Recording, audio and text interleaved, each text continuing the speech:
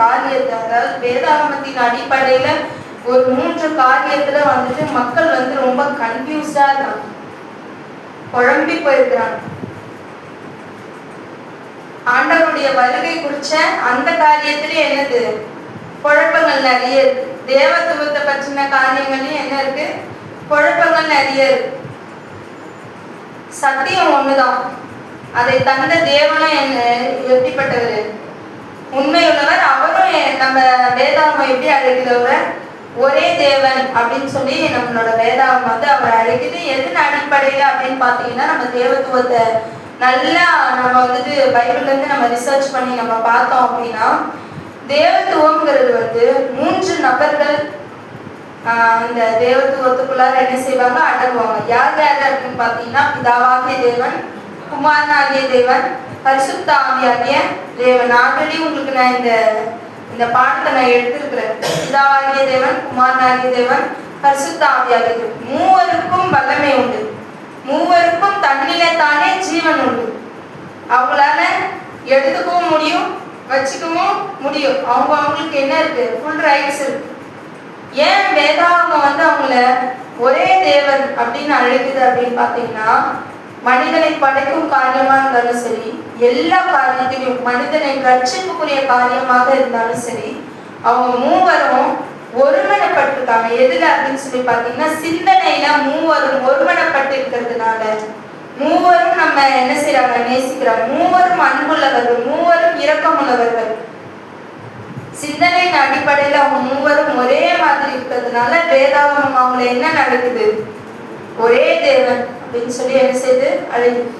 பிதாவுடைய பிரதிபலிப்பு இயேசு கிறிஸ்து கிடையாது, இயேசு கிறிஸ்துவோட பிரதிபலிப்பு பரிசுத்த ஆவியானவர் கிடையாது. மூவரும் தனித்தனி நபர்கள். இதை நம்ம மனசுல என்ன செய்யணும், நம்ம வந்து நிறுத்தணும். அப்படிதான் வேதாகமம் சொல்லுது.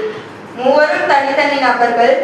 தன்னோட சிந்தனையினால அவங்க என்ன செய்யறாங்க, ஒருமனப்பட்டிருக்கிறதுனால வேதாகமம் அவங்களை என்ன செய்து ஒரே தேவன் அழைக்குது. இவங்க ஒண்ணு சொன்னா அவங்க அதுக்கு மறுப்பு என்ன செய்ய மாட்டாங்க, சொல்ல மாட்டாங்க. ஏன்னா மூவரோட சிந்தனையும் ஒரே மாதிரி இருக்கு. சரிங்களா? இது ஒரு பக்கம், இது ஃபர்ஸ்ட் விஷயமா வச்சுக்கோங்க. செகண்ட் என்ன அப்படின்னு சொல்லி பார்த்தீங்கன்னா, ஆண்டவருடைய இரண்டாம் வருகை. இரண்டாம் வருகை மொத்தம் எத்தனை வருகை ஏசப்பாவுடைய? டோட்டலா சொல்லுங்க, எத்தனை வருகை? 3 வருகை. முதலாம் வருகை எது? தேவன் வந்துட்டு நமக்காக பாடுபட்டு சிலுவையில என்ன செஞ்சாரு, மரிச்சு உயிர்த்தெழுந்து போயிட்டாரு. அது முதல் வருகை வந்து போயிட்டாரு. இரண்டாம் வருகை தான் வந்தது. ஆண்டவர் என்ன செய்வாரு, பூமிக்கு வரமாட்டார், மத்திய வானத்துல தேவன் என்ன செய்வாரு, இருப்பார்.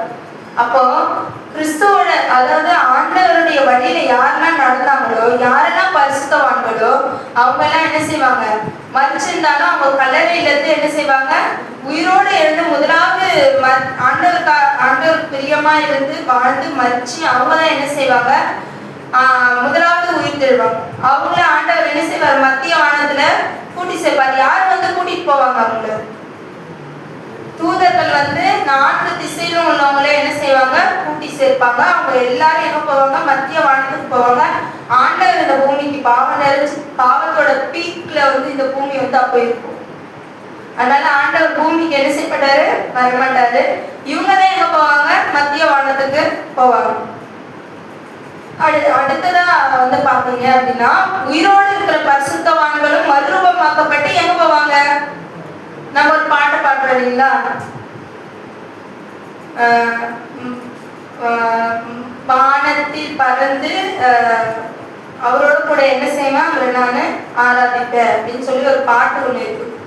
சரிங்களா? அப்போ நம்ம தான் எங்க போவோம், வானத்துக்கு போவோம். சரிங்களா? ஆண்டவர் இங்க வர மாட்டார். அதை நம்ம அந்த விஷயத்துல நம்ம எப்படி இருக்கணும், தெளிவா இருக்கணும். கிறிஸ்தவர்களாக நம்ம ஆண்டவருடைய இரண்டாம் வருகையை குறித்து நம்ம எப்படி இருக்கணும், தெளிவாக இருக்க வேண்டும். மூன்றாவதா வந்து பாத்தீங்கன்னா, மூன்றாவது வருகை எப்ப அப்படின்னு பாத்தீங்கன்னா, 1000 வருட அரசாட்சி பரலோகத்துல நடந்து முடியும். யாருக்கான ஜட்ஜ்மெண்ட் அது? யாருக்கான ஜட்ஜ்மெண்ட் நடக்கும், யார் மூலியமா நடக்கும்? பரிசுத்தவான்களை ஆண்டவர் கூட்டி சேர்த்தார் இல்லைங்களா, அவங்க பரலோகம் போனாங்கல்ல, அவங்க வந்துட்டு ஜட்ஜ்மெண்ட் கொடுப்பாங்க. யாருக்கு ஜட்ஜ்மெண்ட் கொடுப்பாங்க அப்படின்னு சொல்லி பாத்தீங்கன்னா, துன்மார்க்கருக்கும் சாத்தானுடைய தூதர்களுக்கும் அவங்க வந்து அங்க ஜட்ஜ்மெண்ட் கொடுப்பாங்க. அது வரைக்கும் இந்த பூமி எப்படி இருக்கும் அப்படின்னு சொல்லி பாத்தீங்கன்னா, நல்லவங்களுக்கு யாருமே இருக்க மாட்டாங்க. கெட்ட துன்மார்க்கர் மாத்திரமே என்ன செய்வாங்க, இந்த பூமியில வந்துட்டு கிடப்பாங்க. சரிங்களா? எருவை போல என்ன செய்வாங்க, கிடப்பாங்க. அப்போ வந்துட்டு தேவன் என்ன செய்வாங்க, அதாவது அவங்க இங்க இருக்கிறதுதான், அதுக்கு பேர் தான் பாதாளம். அக்கினி கடல்னு ஆண்டவர் ஒரு கடலை கட்டி வச்சு இல்ல. அக்கினி கடல்னு நம்ம வேதாகமத்துல வாசிக்கிறோம் இல்லைங்களா, அது அக்கினி கடலுங்கிறத ஆண்டவர் வந்து கட்டி வச்சுங்க. இது எப்ப நடக்கும் அப்படின்னு சொல்லி பாத்தீங்கன்னா, 1000 வருடம் அரசாட்சி முடிஞ்சு தேவன் பரிசுத்தவான்களோடு கூட 3ஆம் வருகையில ஆண்டவர் வருவார். சரி, தெரியுங்களா? 2ஆம் வருகையில ஆண்டவர் பரிசுத்தவான்களை கூட்டிட்டு மேல போயிடுவாரு.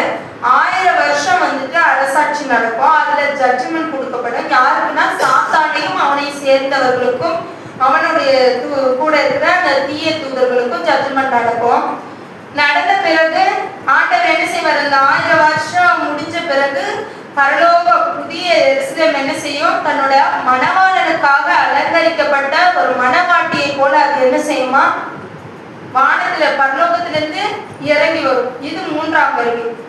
வரும்போது இந்த சாத்தான் என்ன செய்வானா, எல்லாரையும் எழுப்பி என்ன செய்வானா, அந்த அவங்க எல்லாம் வராங்க இல்லையா, அவங்களெல்லாம் நம்ம என்ன செய்யணும், அடிச்சுட்டு அந்த பரலோகத்தை நம்ம போய் பிடிப்போம் வாங்கன்னு சொல்லிட்டு எல்லாரும் என்ன செய்வானோ கூப்பிடுவாங்க. அப்பதான் ஆண்டவர் என்ன செய்வாரு, அவங்களுக்கு 2ஆம் மரணத்தை தேவன் வந்து கொடுப்பாரு. எது 2ஆம் மரணம் அப்படின்னு சொல்லி பாத்தீங்கன்னா, அவரோட நாசியின் சுவாசத்தினால என்ன செய்வாரு, எல்லாரையும் அழிச்சு போட்டுருவாரு. அவர் அனுப்புற அந்த அக்கினி வந்து அம்மாவா செஞ்ச பாவத்துக்கு ஏற்ற மாதிரி அம்மாவா மேல என்ன செய்யுமா வந்து பட்சி.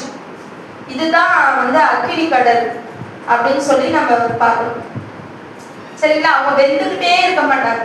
அக்கினி கடல் என்ன செய்ய மாட்டாங்க, வெந்துக்கிட்டே இருக்க மாட்டாங்க. யாரையும் ஆண்டவர் வந்து ரொம்ப அவ்வளவு கொடூரமான தேவன்லாம் என்ன செய்யாது, கிடையவே கிடையாது. அவர் வந்து ரொம்ப நல்லவர்.